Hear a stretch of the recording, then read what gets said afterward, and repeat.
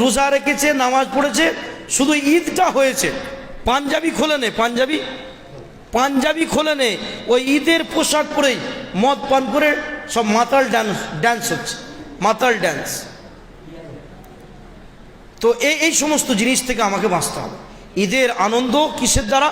ভালো ভালো খাবার দাবারের দ্বারা, যে একটু উন্নত মানের, সারা মানে সব সময় যেটা রান্নাবান্না হয় তার থেকে একটু উন্নত মানের রান্নাবান্না হবে। যত মেয়েদেরকে বলবেন যত ভালো রান্না করতে পারে, ভালো আইটেমের ঈদের দিনকে করো, অতিরিক্ত খাবার মানে আইটেম বানাও, যে ঈদের দিনে খাওয়া দাওয়ার মাধ্যমে আনন্দ করো। না খেয়ে কোনো আনন্দ হয় না, খেয়ে তো আনন্দ, শক্তি হবে গায়ে, তবে তো আনন্দ হবে। আর পোশাক, যে নতুন পোশাক খরিদ করেই যে পরতে হবে ঈদেতে, এটা কোনো বিষয় নয়। পরিষ্কার পরিচ্ছন্ন ভালো পোশাক